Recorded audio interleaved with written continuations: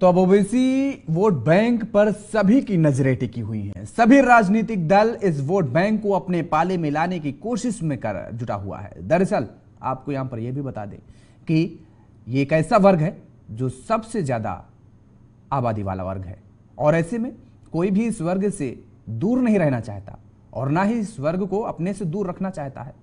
यही वजह है कि भारतीय जनता पार्टी और कांग्रेस, या हम ये कहें कि एनडीए और इंडिया नामक जो गठबंधन बना है, ये दोनों संगठन, दोनों गठबंधन इस वोट बैंक को अपने पाले में लाने की जुगत में लगे हुए हैं। इसी मुद्दे पर आज चर्चा करेंगे। हमारे साथ कुछ मेहमान जुड़े हुए हैं, आपका तारुफ करा देते हैं। प्रीति दुबे जी हैं, भारतीय जनता पार्टी के नेता हैं, और डॉक्टर अनित जी हैं, कांग्रेस के प्रवक्ता हैं।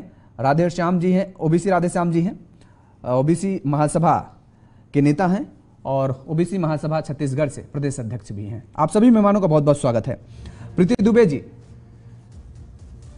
चुनाव का बहुत लंबा वक्त अब नहीं बचा हुआ है और ऐसे में अब ये ओबीसी वोट बैंक की जो रणनीति आपकी तरफ से की जा रही है, लगातार अलग अलग प्रदेशों में महासभाएं की जा रही हैं, रैलियां की जा रही हैं, और लोकसभा के अंदर अभी आपने सुना कि किस तरीके से ओबीसी के मुद्दे पर बोलते हुए अमित शाह किस तरीके से अपना तेवर अख्तियार किए हुए थे। जाहिर तौर पर है आपको इस बात का अंदेशा है कि यदि ये वोट बैंक, ये वर्ग आपसे छिटका तो गड़बड़ हो सकती है। यही वजह है कि अब इस वोट बैंक को अपने पाले में लाने की पूरी कोशिश की जा रही है बीजेपी की तरफ से।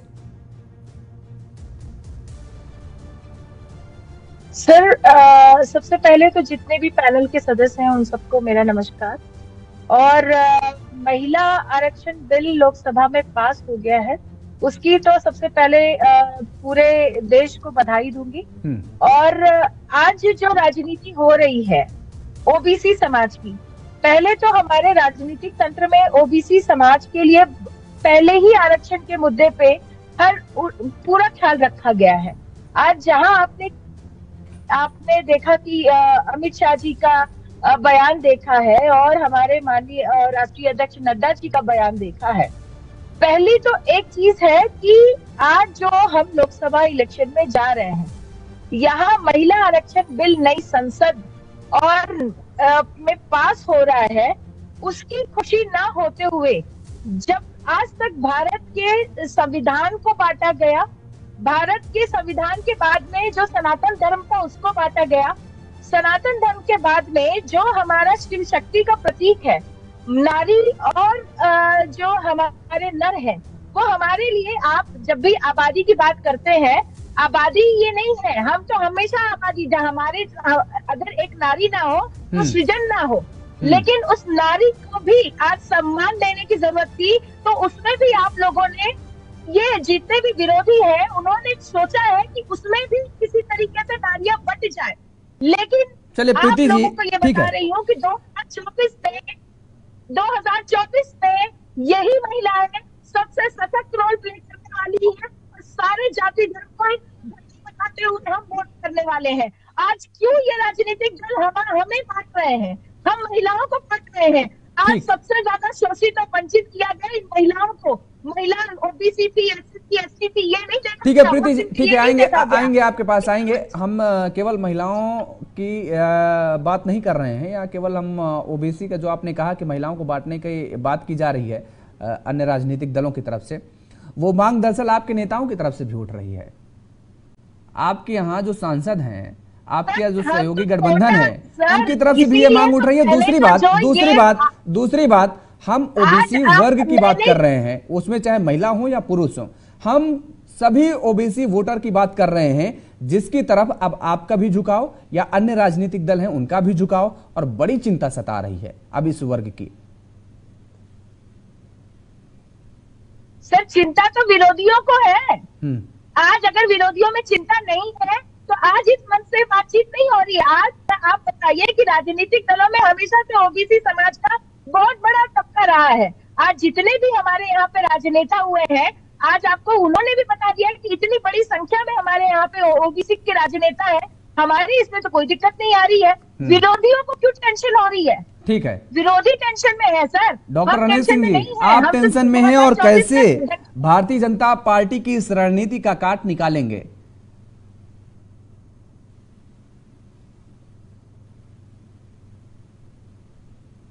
आपकी आवाज नहीं आ रही, आप अपने आप को अनम्यूट करिए मोबाइल पर।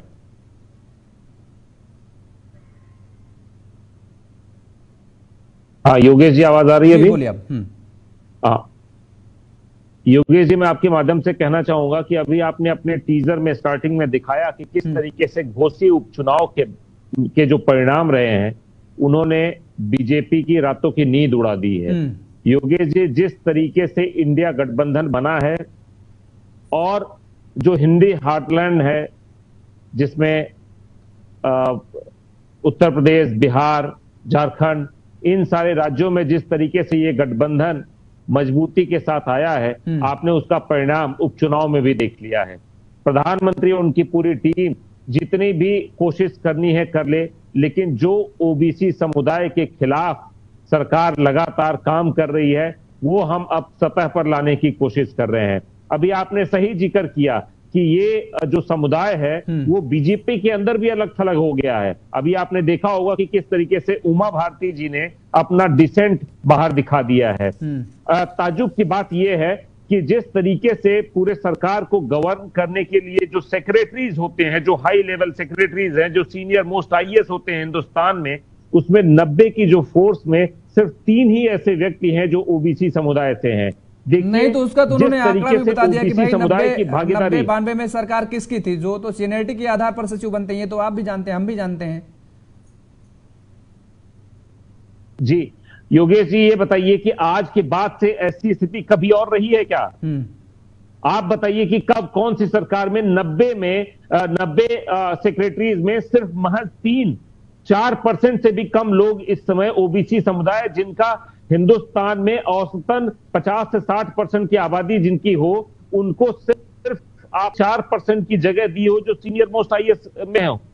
ये बड़ी हास्यास्पद स्थिति है और इसका सिर्फ और सिर्फ आरएसएस और बीजेपी की जो क्रियान्वित करने की जो उनकी योजनाएं हैं, उसका ये प्रतिफलन भर है। आपको माध्यम से मैं बताना चाहूंगा कि बीजेपी प्रतीकात्मक राजनीति करती है। अभी आपने बताया कि किस तरीके से उनके मंत्रिमंडल में इस समय ओबीसी के मंत्री हैं, लेकिन जिस तरीके से सिर्फ और सिर्फ एक समुदाय विशेष के अधिकारों को छीन के उनके कुछ चुनिंदा प्रतीकात्मक तौर पर उनके कुछ लोगों को अपने मंत्रिमंडल रखने से एक किसी समुदाय का 50% जिसकी हिंदुस्तान में आबादी हो, उसको इंसाफ नहीं मिलता है। योगेश जी, मैं आपके माध्यम से कहना चाह रहा हूं कि इस सरकार के साथ सबसे बड़ी दिक्कत क्या है कि जो इनका हिंदुस्तान के जनमानस में क्रेडिबिलिटी थी, वो इस समय सबसे निचले स्तर पर हो गई है। नहीं ठीक है, ऐसे एक बात बताइए, महिला आरक्षण के तौर पर, महिला आरक्षण के तौर पर अनिल जी एक बात बताइए, आपने सचिवों का जिक्र किया, आपने सचिवों का जिक्र किया, कितने प्रदेशों में आपकी सरकार, वहां पर कितने मुख्य सचिव ओबीसी हैं? मैं आपके माध्यम से बताऊं कि हमारी 4 जगह पे सरकारें हैं, उसमें से 3 हमारे ओबीसी मुख्यमंत्री हैं। मुख्यमंत्री नहीं, हमने मुख्य सचिव का, हमने मुख्य सचिव पूछा। नहीं, आप अपनी जानकारी जो आपको पूछना रहे, अगर आपको कोई क्रिटिकल कोई 1-2 कंपोनेंट के सवाल चाहिए तो आप बता दीजिए, लेकिन मैं आपसे दोबारा सवाल पूछता हूं कि हमारी कौन सी सरकार है जिसमें 4% आपने, देखिए हमारा सवाल दोनों लोगों से होगा, हमारा सवाल दोनों लोगों से होगा। आपने मुख्यमंत्री का जिक्र किया ना, वो प्रधानमंत्री का जिक्र कर रहे हैं कि हमने प्रधानमंत्री ओबीसी दे दिया, आपने सचिव का जिक्र किया, तो मैं आप ही के प्रदेश के मुख्य सचिव का, वो भी सीनियर आईएएस होता है, वो भी सीनियर आईएएस होता है, तो कितने प्रदेशों में आपके यहां मुख्य सचिव ओबीसी है, मैं ये जानना चाह रहा हूं।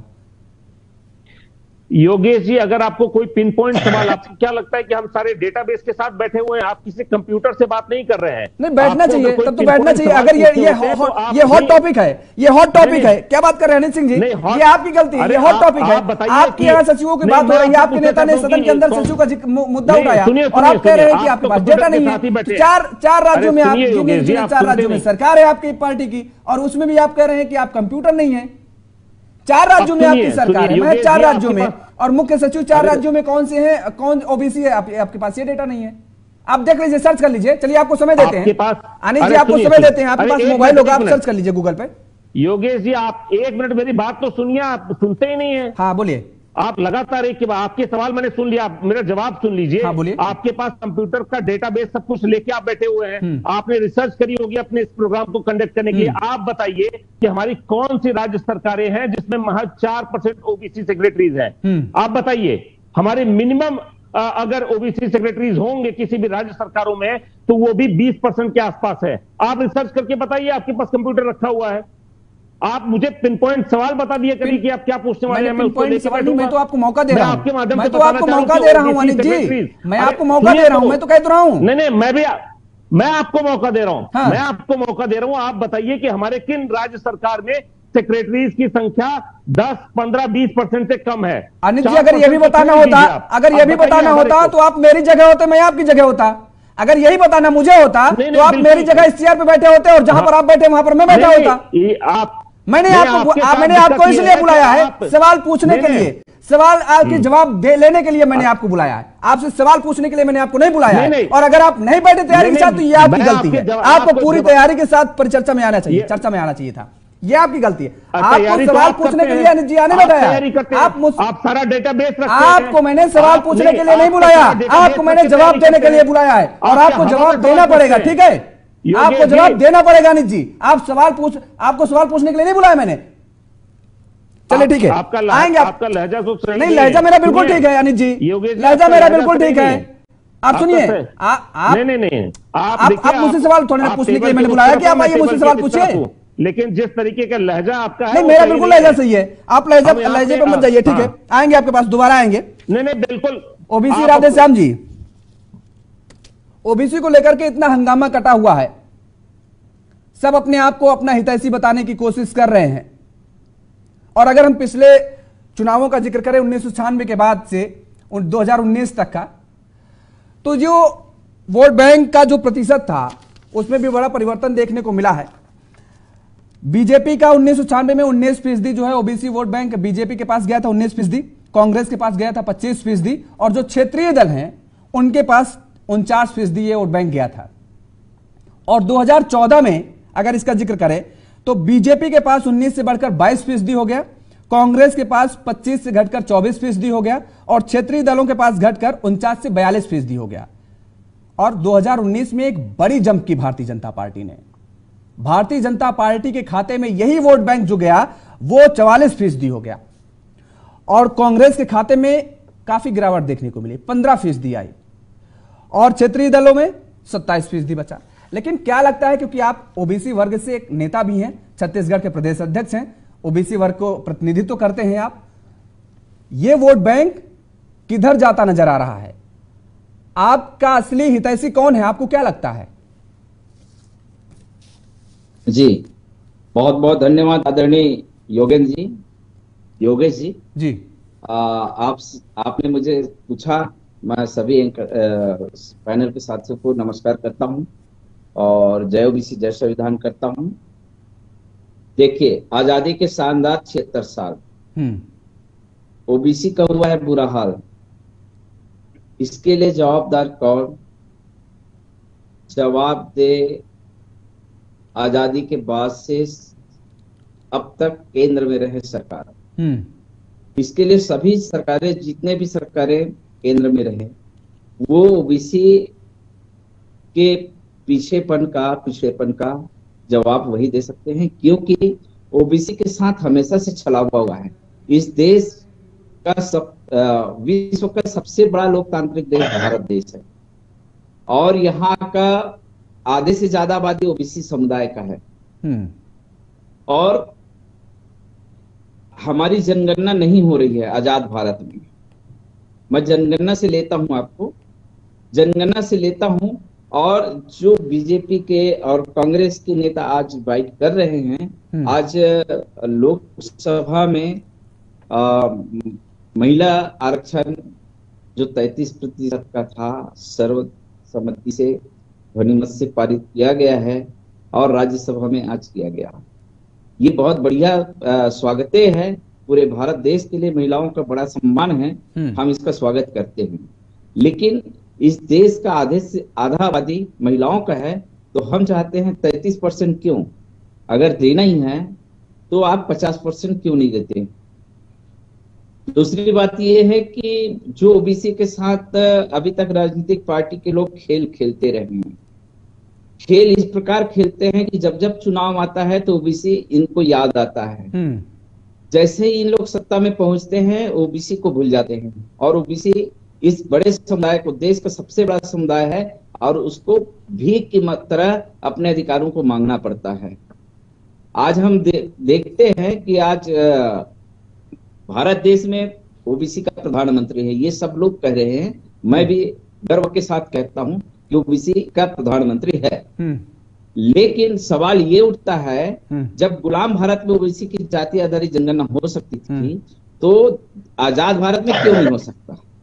जैसा कि आपको मालूम है 2011 में अलग से गणना ओबीसी समुदाय का कराया गया था, और जिनका प्रकाशन आज तक अधिकृत रूप से नहीं हुआ, इनके लिए जवाबदार कौन है?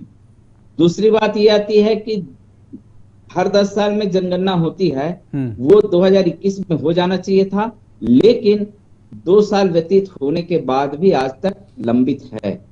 और इस जनगणना में, 2021 की जनगणना में ओबीसी का अलग से कोड नंबर निर्धारित नहीं है। जो जनगणना फॉर्म में डेवलप किया गया था कॉलम नंबर 13 में, सिर्फ एससी के लिए कोड नंबर 1 और एसटी के लिए कोड नंबर 2 और अन्य के लिए कोड नंबर 3 है। मैं ये जानना चाहता हूं आदरणीय कि ये अन्य शब्द कहां से आया, जबकि संवैधानिक रूप से हमको 4 वर्गों में बांटा गया है, एसटी, एससी, ओबीसी और जनरल। तो मैं ये चाहता हूं, पूरा समाज चाहता है, ओबीसी समुदाय, कि चारों का पृथक पृथक कोड नंबर निर्धारित होनी चाहिए, और इस देश को सभी समुदाय, सभी वर्ग का आंकड़ा मालूम होना चाहिए, ताकि उनकी संख्या के बराबर हिस्सेदारी सबको दिया जा सके। अभी देश में जो विषमता फैली हुई है, सामाजिक, शैक्षिक, आर्थिक विषमताएं फैली है, उस पर किसी का निगाह नहीं जा रहा है। और नहीं तो ठीक है, आपने इतनी बड़ी समस्याएं, ये समस्याएं बताई, आपने ये बड़ी समस्याएं बताई, क्या लगता है कौन सी पार्टी आपका हित कर सकती है? मेरा सवाल ये था कि अब कौन सी पार्टी को आपको लगता है, किस पर आपके समाज का विश्वास जगता नजर आ रहा है? अभी तक हमने ये पाया है, हाँ, पिछले 50 वर्षों से हमने कांग्रेस को देखा, कांग्रेस ने कहीं हित नहीं किया। अब वर्तमान में हमने 9 साल अभी देख रहे हैं, मैं देखता हूं कि ओबीसी का इसमें और भी हित नहीं हो रहा है। हम ओबीसी बहुत टकटकी भरे नजर से पार्टियों की तरफ ध्यान रखते हैं, और हमने भारी बहुमत दे करके 2019 के चुनाव में ओबीसी के सबसे ज्यादा वोट बीजेपी को पड़ा था। हमें बहुत उम्मीद था कि कास्ट सेंसस ये करवा लेंगे, ओबीसी के का भी करवाएंगे, ये उम्मीद, क्योंकि जब उस समय गृह मंत्री माननीय राजनाथ सिंह जी थे, उन्होंने कहा था, वादा किया था कि 2021 की जनगणना में ओबीसी की जाति आधारित जनगणना करवाएंगे। लेकिन जब जनगणना फॉर्मेट देखे तो ये फिर साबित हुआ है। अब ओबीसी समाज देख रहा है सारी स्थितियों को कि ओबीसी को छलने वाला कौन है। हाँ। हमारे, जैसे आपने पूर्व में कहा, 92 में माननीय सुप्रीम कोर्ट के आदेशानुसार ओबीसी को आरक्षण मिला 27%, और उसमें भी 2 चीजों में मिला। 92 में तो एक ही में मिला, नौकरी में आरक्षण, और 2006 में मिला शिक्षा में आरक्षण ओबीसी को।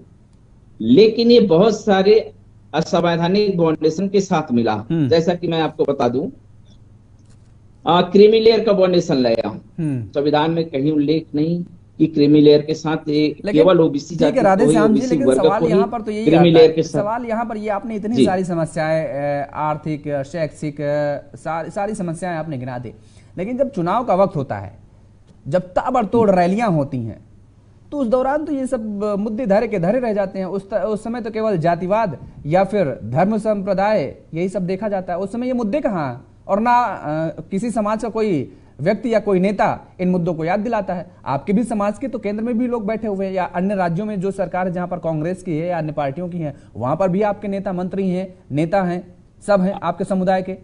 उनको भी तो चिंता होनी चाहिए ना आपके समुदाय की। तो वो तो फिर केवल कुर्सी संभालते नजर आते हैं, अपनी कुर्सी कैसी बचाई जाए वो नजर आती है उनको। बहुत सही कहा आपने, बहुत सही कहा। जिस बात को मुझे बोलना चाहिए उस बात को आपने कहा है।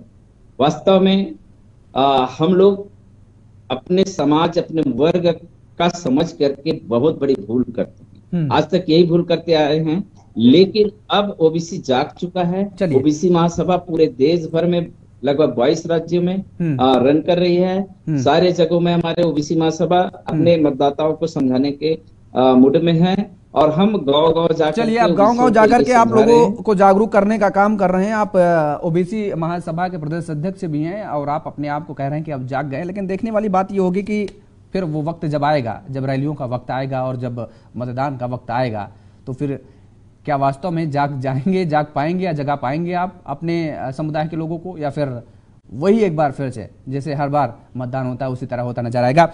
ठीक है प्रीति दुबे जी, डर तो सता, ठीक है आएंगे राजस्थान भी आएंगे, अब आएंगे। प्रीति दुबे जी, डर तो सता रहा है और डर सता इसलिए रहा है, देखिए देखने को मिल रहा है कि एक बड़ी जंप आपने की, ओबीसी वोट बैंक का जो झुकाव था वो आपकी तरफ देखने को मिला, लेकिन अब कटता भी नजर आ रहा है। और जो अब आप नई नई रणनीति कर रहे हैं, देखिए कल्याण सिंह की जब पुण्यतिथि थी, दूसरी पुण्यतिथि, हिंदू गौरव दिवस मनाया गया भारतीय जनता पार्टी की तरफ से अलीगढ़ में, बड़े नेताओं का जमावड़ा हुआ, कई प्रदेशों के नेता पहुंचे वहां पर, केंद्र के मंत्री पहुंचे वहां पर, प्रदेश के मुख्यमंत्री मौजूद ही रहे। पहली पुण्यतिथि किसी भारतीय जनता पार्टी के नेताओं को याद नहीं रही, पहली पुण्यतिथि नहीं याद रही, लेकिन दूसरी पुण्यतिथि हिंदू गौरव दिवस मनाया गया, क्योंकि ओबीसी के बड़े चेहरा थे, हिंदुत्व को लेकर के भी वो प्रखर थे, जाहिर तौर पर है। और दूसरी तरफ पीएम विश्वकर्मा के जरिए जो 18 समुदाय के 18 तरह के जो कामगार हैं, जाहिर तौर पर है गांव में अगर आप चले जाइए, शहरों में चले जाइए, जो 18 तरह की कैटेगरी है, हर गांव में व्यक्ति मिलेगा भाई, लोहार मिलेगा और मोची मिले, हर जो 18 तरह की कैटेगरी रखी गई हैं उसमें सभी शामिल हो जाएंगे। तो ये लुभाने की रणनीति ही तो है। सर मैं पांडे जी ये कहूंगी कि लुभाने की तरकीब नहीं है। हाँ। आप ये देखिए कि आज हमारे प्रधानमंत्री नरेंद्र मोदी जी खुद एक ओबीसी समाज से आते हैं, तो आप एक बात बोलिए कि भारत का प्रधानमंत्री जब भी सोचेगा वो पूरे समाज की सोचेगा। अच्छा एक बात बताइए, ये मैं अक्सर सुनता हूँ, ये मैं अक्सर सुनता हूँ, आप मतलब आपकी तरफ से नहीं आ रहा हूँ, आप ही के पास आऊंगा, आप ही से जवाब लूंगा, आप ही से जवाब लूंगा। चाहते हैं आप लोग, मतलब आप लोग का मतलब कि हर पार्टी के नेता आप ये बता देते हैं कि इस समुदाय का ये नेता है, ये पद है। द्रौपदी मुर्मू जी को आप बता देते हैं कि राष्ट्रपति हैं, आदिवासी हैं।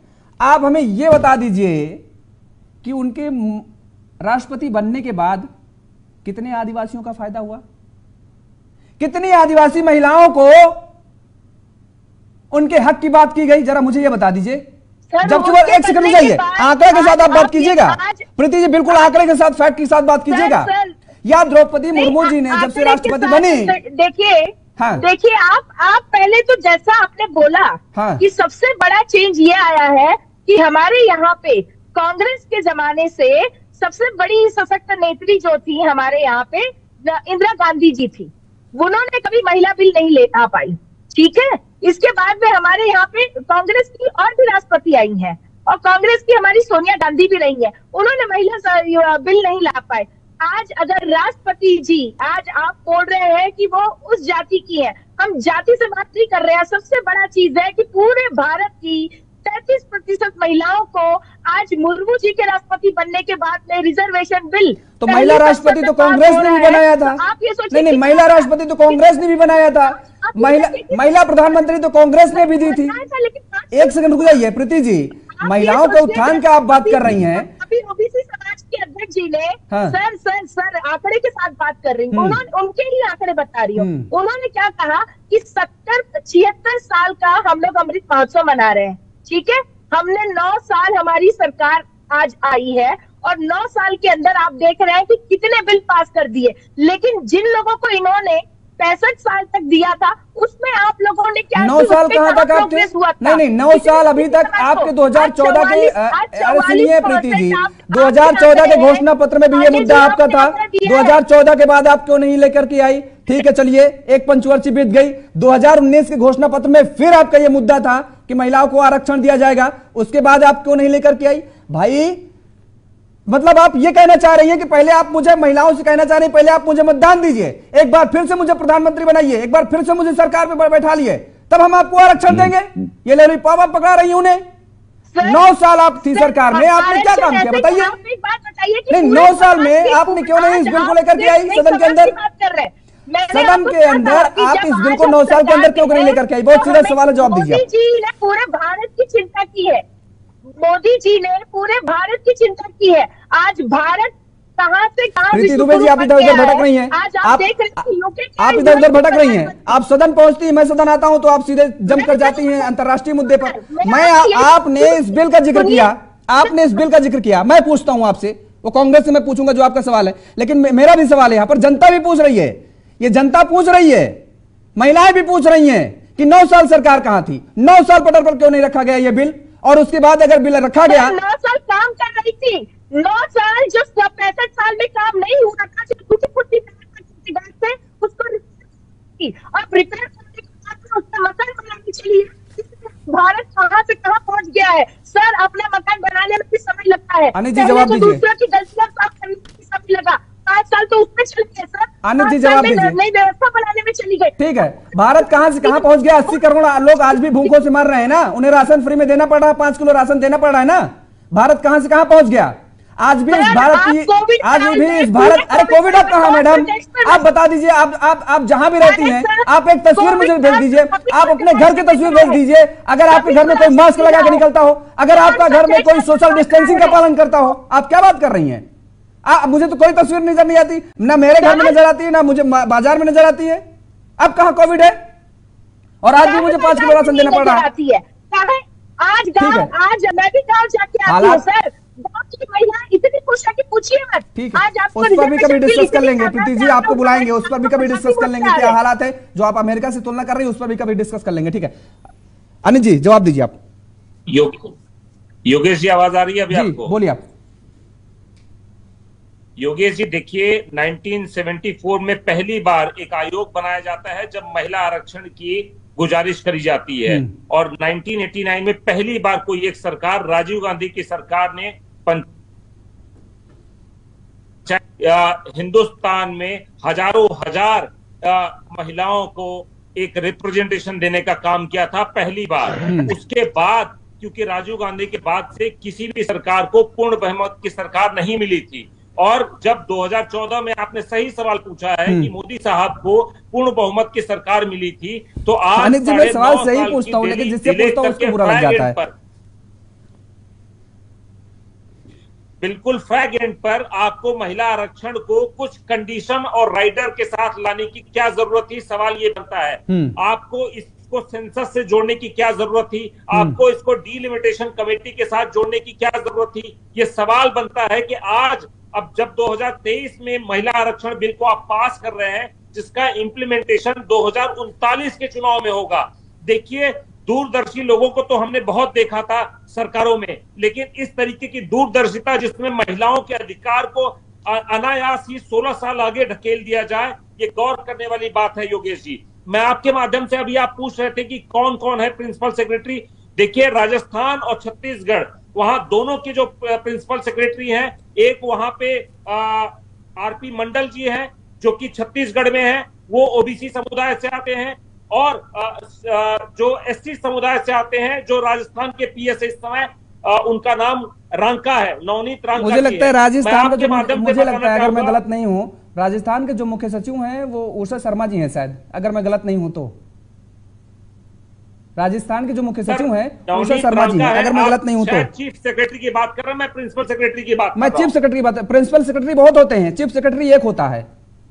प्रिंसिपल सेक्रेटरी बहुत होते हैं, कई विभागों में होते हैं, लेकिन चीफ सेक्रेटरी एक ही होता है। मैं चीफ सेक्रेटरी की बात कर रहा था, सीएस की बात कर रहा था। ठीक है, अनिल जी आगे आइए आप। ठीक है, हाँ योगेश जी, आप मुझे पॉइंट पहले दीजिए। मैं आपके माध्यम से बताना चाह रहा हूं कि जब जब केंद्र की मोदी सरकार ने किसी विशेष वर्ग को लेकर कोई भी कानून बनाया है, तब तब उस वर्ग के लोगों ने उसका प्रतिरोध किया है। चाहे वो आप पूर्वोत्तर की बात कर लीजिए कि किस तरीके से पूरा पूर्वोत्तर जल रहा था और ये नॉर्थ ईस्ट की पॉलिसी बना रहे थे। अभी आपने देखा होगा कि किसान, 750 किसानों की डेथ हो जाती है और कोई एक्सेप्ट करने के लिए तैयार नहीं था।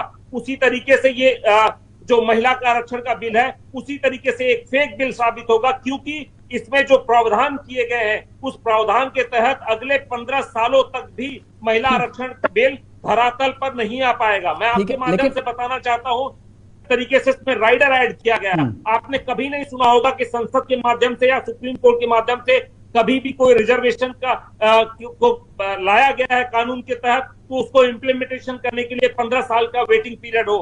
वो सवाल मैंने प्रीति जी से पूछा था, वो सवाल मैंने प्रीति जी से पूछा था और ये भी कहा था कि ये एक ऐसी बात हो गई कि भाई पहले आप मुझे सरकार पर लाइए, हमने आपको आपसे एक वादा कर लिया और दूसरी जब आप तीसरी बार सरकार में लेकर के आएंगे आप मुझे तो फिर हम आपके लिए काम करेंगे। ये सवाल मैंने पूछा था। लेकिन आपसे सवाल ये है कि ये जो समुदाय आपसे करता नजर आ रहा है, आप आंकड़े देख लीजिए, इसको कैसे अपने साथ जोड़ने का काम करेंगे? क्या रणनीति है कांग्रेस के पास?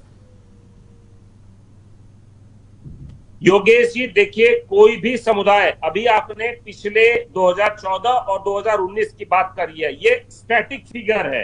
ये राजनीति एक डायनामिज्म है। जब कोई सरकार बनती है, आज हमारी जो वोट शेयर है वो ऑलरेडी 12 करोड़ के आसपास तक हमारा वोट शेयर है हिंदुस्तान की राजनीति में, जो कि 19% बनता है। इसमें सारे तबके के लोग जो हमारे साथ जुड़े हुए थे वो हमारे से किसी तरीके से नाखुशी थी, जिसकी वजह से 2014 और 2019 में उन्होंने बीजेपी का साथ दिया, जिसको 36% वोट और 19 करोड़ वोट मिले थे। अब मैं आपके माध्यम से बताना चाहता हूं, जब सरकारें बदलती हैं, जब सरकार बनती है तो वही वोट शेयर फिर से हमारे साथ आएगा। और इसका उदाहरण है कि किस तरीके से अभी कर्नाटक में और हिमाचल में जो लैंडस्लाइड विक्ट्री हुई है, आपने देखा होगा कि कर्नाटक में पिछले 40 सालों में इस तरीके की विजय किसी भी पार्टी की नहीं हुई है। सब समुदाय के लोग जो अपनी दिनचर्या में जिनके साथ प्रॉब्लम हुई है, आपने देखा होगा कि किस तरीके से फॉल्टी जीएसटी, नोटबंदी, किस तरीके से यहाँ पे जो अमीरों और गरीबों के बीच में खाई बनती जा रही है, किस तरीके से यहाँ पे कुछ चुनिंदा उद्योगपतियों को सारे के सारे पीएसयू दिए जा रहे हैं। उसके खिलाफ लोगों ने महंगाई के खिलाफ, बेरोजगारी के खिलाफ सड़कों पर उतर के कांग्रेस का साथ दिया है। मुद्दे रहेंगे क्या? महंगाई, बेरोजगारी के मुद्दे रहेंगे क्या? क्योंकि आपके नेताओं की तरफ से आपके साथ जो गठबंधन में है वो तो सनातन पे आ जाते हैं, धर्म पे आ जाते हैं, जबकि भारतीय जनता पार्टी तो चाहती है इसी पे चुनाव लड़िए आप। उसकी सजी सजाई पीस होती है वो। ये मुद्दे रहेंगे क्या? मैं ये जानना चाह रहा हूँ। प्रधानमंत्री साहब खुद चाहते थे, देखिए भारतीय जनता पार्टी और प्रधानमंत्री साहब खुद बजरंग बली करके ये चुनाव लड़ने गए थे। हमने तो यही कहा, हमने तो यही बात कही कि भारतीय जनता पार्टी तो चाहती है कि आप धर्म के मुद्दे पर चुनाव लड़िए, उसकी तो सजी सजाई पिच है। लेकिन आप भी तो उसी पर आ जाते हैं, उसी पिच पर खेलने के लिए आ जाते हैं। वही मैं पूछ रहा हूँ कि महंगाई, बेरोजगारी मुद्दे रहेंगे क्या आपके लिए चुनाव में? महंगाई है, बेरोजगारी दर इस समय 8.9% है योगेश जी। और ये देश का जो चुनाव है, आगे आने वाला चुनाव है, जिस तरीके से मध्यम वर्ग की आपने देखा होगा कि 50 वर्षों में सबसे निचले स्तर पर है उनकी सेविंग। ये सारे मुद्दे हैं। ठीक, अच्छी बात है। अगर महंगाई, बेरोजगारी, शिक्षा के ये सारे मुद्दे रहते हैं तब तो बहुत अच्छी बात है, बहुत बेहतर बात है। मुझे तो पिछले कई दशकों से मुझे याद ही नहीं कि इन मुद्दों पर चुनाव लड़ा गया हो, मुझे तो नहीं याद है। हो सकता है कर्नाटक का चुनाव इसका एग्जांपल है योगेश। हाँ नहीं, कर्नाटक का चुनाव, लेकिन वहां पर भी धर्म का मुद्दा आ गया था और पूरी तरीके से वहां पर किस तरीके से बजरंग बली और किस तरीके से बेरोजगारी से हिंदुस्तान, हाँ वहां पर भी मुद्दा भटक गया था, पकड़ा था आपने। लेकिन वहां पर भी एक बिहार का चुनाव मुझे याद है जो तेजस्वी ने पकड़ा था रोजगार को लेकर के, वो लास्ट तक नहीं छोड़ा था, लास्ट में थोड़ा सा भटक गए थे, लेकिन तेजस्वी यादव ने रोजगार का मुद्दा पकड़ा था और वही वजह थी शायद तेजस्वी को यहां से यहां कहां तक पहुंचा दिया था। थोड़ा बहुत कम वोटों से सीटों से हार गए थे। राधेश्याम जी, क्या लगता है कि वास्तव में भारतीय जनता पार्टी जो काम कर रही है, बीजेपी तो कह रही है कि हम बहुत काम कर रहे हैं, सबका साथ, सबका विकास, सबका विश्वास के लिए काम कर रहे हैं, कांग्रेस दावा कर रही है कि ना साहब ना, बिल्कुल ऐसा नहीं है, विशेष लोगों को चुना जा रहा है और उन्हीं का विकास किया जा रहा है, उन्हीं का साथ लिया जा रहा है, उन्हीं का विश्वास जीता जा रहा है। आपको क्या लगता है कि अब एनडीए या इंडिया आने वाले समय में? ना इंडिया ना एनडीए, वास्तव में ये लोग तीसरा कौन आ रहा काम करते हैं। बरसाती बैठक जो होते हैं ना, अभी चुनावी मौसम है, 2023 में बहुत सारे राज्यों में चुनाव हैं, 2024 में लोकसभा चुनाव। तो इन मौसमों में इन लोगों का भाग तो खुल ही जाता है कि सबसे बड़ा जो वोट बैंक है ओबीसी समुदाय है इस देश का। अब उसको भटकाने में तो शुरू से लोग आदी हैं। इसलिए कि मैं मंडल जो आंदोलन चला हमारा 92 से 90, 1990 अरे बीजेपी, आप मंडल करे, बीजेपी मंडल का मंडल दोनों लेकर के अब चलने की कोशिश कर रही है और उसी रणनीति पर काम कर रही है। करेगी। आज ओबीसी जाग चुका है, संगठित हो चुका है, तो इनको ओबीसी का काम करना ही पड़ेगा। अभी तक भुलावे में रहते थे कि हमने प्रधानमंत्री ओबीसी दे दिया। मैं कहता हूं अगर अंतरराष्ट्रीय स्तर में, विश्व में, देश दुनिया में डंका बजाने वाला प्रधानमंत्री हमारे देश में है, तो अपने देश में एक चुटकी क्यों नहीं बजा पा रहे हैं? ओबीसी की कास्ट सेंसस क्यों नहीं करा पा रहे हैं? ये बड़ी मुद्दा है। अब हम राजनीतिक मतलब गृह मंत्री जी बोलते हैं कि हमने 29 मंत्री दिया है ओबीसी समुदाय से। क्या ये 29 मंत्री ओबीसी समुदाय से आते हैं? तो उन्होंने सदन में कभी कास्ट सेंसस में ओबीसी की गणना की बात कभी भी सदन में रखे? नहीं रखे। मैं कहता हूं 27% आरक्षण माननीय सुप्रीम कोर्ट के निर्णय के अनुसार दिया गया, लेकिन कई राज्यों में ये लागू नहीं हुआ है। मैं छत्तीसगढ़ की बात करता हूं, हम 14% में अभी भी घिस रहे हैं।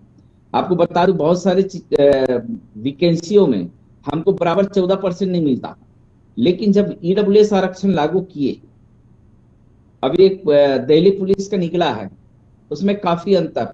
ईडब्ल्यूएस आरक्षण में 800 के लमसम 800 से ऊपर का पद। आपने अपने समुदाय के मंत्रियों का जिक्र किया, तो इन्हीं समुदाय के मंत्रियों को तो आगे, इन्हीं समुदाय के नेताओं को तो आगे करके पार्टियां जो है आपसे वोट बैंक लेती हैं। तब फिर जब आए आपके बीच में जाते हैं, आप क्यों नहीं इनका गला पकड़ते हैं? भाई आप कहां थे अभी तक? 5 साल कहां थे? हमारे समाज के लोग हमें बेवकूफ बनाने का काम किया है। इसको हम समझ चुके हैं। नहीं, केवल आपके समाज में नहीं है, सभी के समाज में हो रहा है। जब ओबीसी के समुदाय का आंदोलन खड़ा हुआ है, तो इनके जो पार्टी के हमारे ओबीसी समुदाय के जो नेता है, वो बड़ा नेता बने हैं। आपको मालूम होगा मंडल आंदोलन जब चला, ठीक है राधेश चंद्र जी, आ गई आपकी बात। समस्या आप ठीक बात आप कह रहे हैं कि आपके नेताओं ने ही आपको जो है लूटने का काम किया है। दरअसल ये आपके समाज के साथ या आपके समुदाय के साथ ऐसा नहीं हो रहा है। नेता तो केवल उनको अपनी जेब और अपनी कुर्सी दिखती ही है। अगर इनको समाज का दिखने लगे तो फिर इतनी बड़ी ये हो हल्ला हो मचे क्यों? शिक्षा, बेरोजगारी, ये सब मुद्दे जो है धीरे धीरे खत्म न हो जाए। समस्या तो यहीं पर फंसती। खैर, आप सभी मेहमानों का हमारे साथ जुड़ने के लिए बहुत बहुत शुक्रिया, बहुत बहुत धन्यवाद समय देने के लिए। तो लगातार जिस तरीके से ओबीसी वोट बैंक को लाने की कवायद में सभी राजनीतिक दल, इंडिया गठबंधन और एनडीए गठबंधन दोनों तेजी से लगे हुए हैं, लेकिन सवाल यही है कि आखिर ये वोट बैंक का झुकाव किसकी तरफ होता नजर आएगा और आने वाला वक्त